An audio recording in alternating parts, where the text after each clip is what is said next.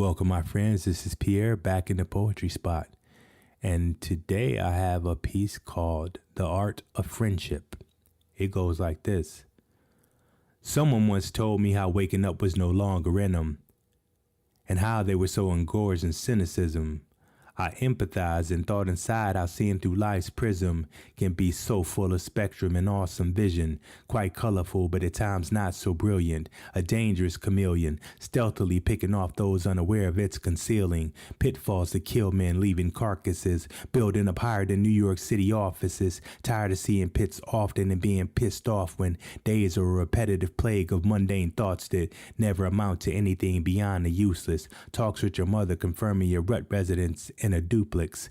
We live in a world with so much pressure to be snap famous. Life's a dictator and we're the Matt Damons, born under ultimatums and anguish and becoming obsessed with the licks you just can't hit. You get the blessings you came with and host for superlative parents to guide you through errant mess to find that elusive good marriage or the mythical dream of it and the white picket fences. Happiness lacks in me, so it's apathy, maxing it being content with, being lost in this depraved wilderness, seeking truthful intent, hoping that it's in the same place where the beacon is lit.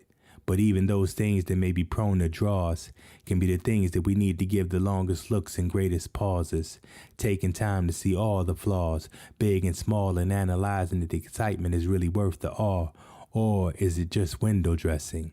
A bypass can lead to reveal confessing, but down the line it's too late to second guess as a mess is festering, and then separations that get testy like contested wrestling. I won't say that life is great, but rather it exists. For some, this is greatness, but for some to face it is like embracing sickness. So sometimes a beautiful day's first wakeful yawn is laced with a fateful pain you just can't disarm, but knowing that the sleep to end it is within reach of arms, not an advocate of seeking harm, but changing lanes can be so frustrating you relinquish cars, and overwhelming till every day is gray like Seattle's fall, and the beatdown is persistent and brutal as a combatant's brawl. How was I to be the one to uplift and help? I'm too much of a goddamn cynic myself. I just happen to understand the pain projection, and the cynicism just helps me remain protected, seeing through the bane of daily guessing, wrong and chalking the results up as lessons, hearkening back to adolescence and wishing I could just add a lesson. I pushed myself aside and offered an unyielding ear, and put on a friendship mask that made my subjective self disappear.